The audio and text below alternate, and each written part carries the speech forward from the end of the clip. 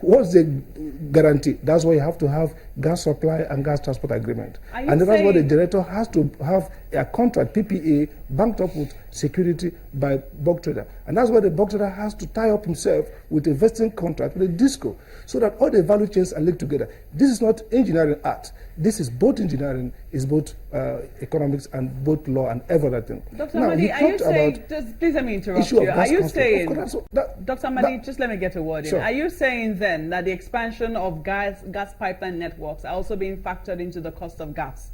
Is that what you're saying? Of course. Yes, what I'm saying. I'm saying that you're talking about both the gas cost and the transport cost, because there's a cost of transport. And today, NGC kind of coordinates the transportation of gas. So this is $2.50 for gas supply and 80 cents for cost of gas. Now, let's get back to the framework. We have a monthly review, a 6-monthly review framework that allows for us to do minor review. If the cost of gas goes low, or if NNPC or government enters a new policy on gas that reduces the cost of gas, NERC will immediately, after 6 months, put it back to the new price. So the framework is such that captures some of those changes that may happen. We are not the sole policy maker. The Ministry of Power is there, the Ministry of Petroleum is there. So if they look at the gas pricing and can see savings or subsidize, like I said, there's something wrong about subsidizing consumption for local market, but that has to be done in a smart way, and this is where economics have to come in again. Which is what government has done. What kind of subsidy will be a moral hazard, and what kind of subsidy is acceptable. But if you do that, NERC will put it back into their tariff grid. He spoke about the metering policy. There are 3 components of the metering policy. One is technical. NERC had a metering code panel, which she was a member, at the chairman at the point I recall, and that committee issued metering 2.0. 2.0 outlines all the physical, technical features of a meter in Nigeria.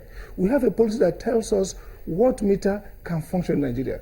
Now, the second component is commercial. How much is meter going to be priced?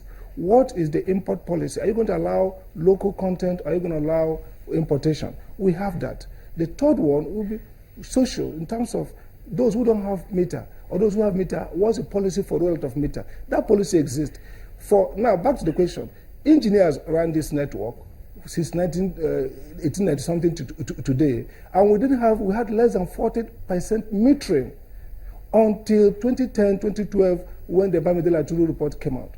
And NERC started pushing out metering policy. Let's not get confused at this point. People who come and talk what doesn't make sense. You say, we have engineers in the network, we have engineers in disco, we have them in generator, we have them in transmission, all the guys in transmission are engineers, we have them in NERC. This is not an engineering problem. I think it's a leadership problem. It's a policy problem. Exactly. So perhaps we should move away from that conversation. Dr. Amadi, if you can hear me, I think we should move away from that conversation and let us focus on some of the other issues he raised. He talked about redistributing the fixed meter charge, or spreading it over consumption charges. Now, he says that to do that, you should have a guaranteed minimum supply of at least 10 hours for it to make sense to the consumers. How do you respond to that? Well, my response is this. It's wrong again. First, we didn't redistribute fixed charge. This is how the tariff comes out for you. First, you put together building blocks, all the various costs. The cost for generation, like I mentioned, transmission, the capex cost of the disco, meaning the cost for transformers and all those things, the operational costs, salaries, and all the customer care costs, you put them together. And that gives you the total cost of that enterprise, that disco. Now, the fixed charge component did 2 things for us. There are some of those costs that are fixed. For example, PPA cost, the cost that the bulk trader signs of a power purchase agreement, that's under that PPA. That's what we call capacity cost and energy cost. That's what the professor confused about. The capacity cost is a cost that guarantees you a capacity, that I'm going to give you this capacity, whether I produce or not. So that cost is fixed in a way, and that cost has to be protected for. So what NERC did by designing fixed charge and energy charge is to look at our market and see instability. There's no reliability. So if you allow the DISCO to collect all their money from energy charge that is conditioned to consumption. It means that if there were a moment when there was no power supply, or if power dipped, the revenue coming to that disco will be lower, so that it may not cover those compulsory costs, cost TCN, capacity charge, and some capital investment costs that need to be recovered based on formula in the NERC model. That was what it was before now. So the idea of you still pay energy charge, you still pay fixed charge. Now we have to prorata it and say maybe 30% will be covered by fixed, 70% will be covered by energy. And the idea is to protect revenue. Now, when we step back from that and said no more fixed charge, we simply said we are going to put all the charge, all the cost into energy. We didn't say that we're going to make sure that your overall payment to be lower or higher. So he did arithmetic and said the consumer will pay more or less. No, what we did was we're saying the consumer, we don't want you to be paying when you did not consume, which, as I argued, could be seen as a penalty for non-consumption and an incentive for non-production. So what we've done now is remove that seemingly inefficient pricing and say now we don't care whether the disco does not balance his book. If he wants to balance his book, he should make sure his transformers are on, his lines are working, so that if he receives 500 megawatts of power, he's able to deliver that 500 megawatts of power to the customer. If for any of these reasons he's not able, he will have to pay himself. Secondly, let me if the fault is transmission. Does that then mean that what are you saying? You didn't actually really remove the fixed charge, you just factored into the energy charge. Is that what you're saying? Yes, what I'm saying is that what's the fixed charge? People say, look, I come back, I don't have light for 2 months, and I'm paying this fixed component of the cost that is fixed. What we did was to remove fixed. You only pay for what you consume. Basic. We put all the costs together and say instead of people who have no consumption paying for the losses, let everybody pay the price they ought to pay if they consume. So there is no sorcery here. It's simple. We have removed fixed charge. All the charges, all the costs are now borne through energy charge. So transmission make mistake, they have to be penalized to pay the disco. Nothing like putting some money away to. So basically, the efficiency is that the disco has incentive to be on 24/7 as much as they can, because the quantity of power sold is the times price is the total revenue you get. All right, let me bring this in as well. 200 megawatts.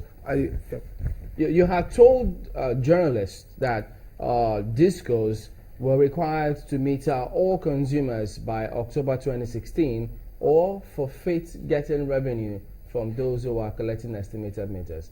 But we understand there's some sort of confusion about that. Is that correct? No. I didn't tell them that. These days people report, well, it's a problem of communication. But first and foremost, I said 3 things. One, I said before the tariff came out, NERC issued an order mandating discos that if anybody has paid for meter and in 60 days, the statutory 45 days of cap metering plus additional 15 days, you have not metered that person, you will cease forthwith from collecting any more bill from that customer until you meter them. So that's, consumers should run with that. That's banker. It was signed off. 2, I said that the idea we had for the tariff is that we would go back to cap after 6 months. Those who have no meter, because the guys who are losing out in this new tariff actually are the omitted customers. Because the meter customers have no problem. They have no fixed charge. They put off their light, no reading. But the omitted customers are still exposed, and this is where NERC wants to work on. I say 6 months after the tariff, or 4 months, depending on what NERC will agree, we will come back and cap. That means we will say, if you have not metered Mr. A, and Mr. A is R2, we will do a 6 months or 6 months backward review of the energy consumption of a metered person on R2 and have a benchmark. So assuming that guy consumes on average about 2,000 megawatts and it's priced to come at about, let's say, 7,000 naira a month, we will now step it down and say any R2 or meter customer will be assumed to have consumed, let's say, 1,000 megawatts and will not pay 4,500 naira flat. Now, what that means simply is that the DISCO, if there's increase in power, the DISCO loses more because it's consuming more and paying a capped tariff. Why that? Because we still believe that the DISCO is the one who have incentive to meter. And people are saying, oh, they don't want to meter because they are exploiting customers. So you use soft nudging. The theory in behavioral economics about nudge is to push people to do things that ordinarily they wouldn't do by resetting the incentives. So we now say, fine, we're going to cap after 6 months. So you better hurry, start metering. If after that 6 months you don't still meter anybody, the next 6 months, they stop paying bill. This is a proposal that would have been a supplement here, Dr. Amadi. to reinforce the customer-centric focus of this last yes, we're out of time, but we want you to respond to this, even though you're no longer the chairman of NERC. When you talk about fixed charge, does it occur to you, or are you in the know that some of these DISCOs still collect fixed charges from the consumers? Well, I think we are in a transition, and that's unfortunate. For example, I'm sure that once a new NERC board comes on board, the DISCOs will stop that. The DISCOs are free riding. There's no policeman, so to say, now. So a lot of things, because if this is true, two things. One, it's a breach of order. It's also a criminal action that the EFCC can enforce. Don't forget that our tariff is a law, and a breach of a law is a crime against the state. So if anybody's charging fixed charge, when it's now an illegal charge, it means that the person is extorting consumers and the person is breaking the law of the country. And that's no reason why such an officer or a staff cannot be prosecuted for breach of law. Thank you very much indeed, Dr. Sam Amadi, immediate past chairman of NERC. Well, we will be back and flip to another matter here on the program. Join us again.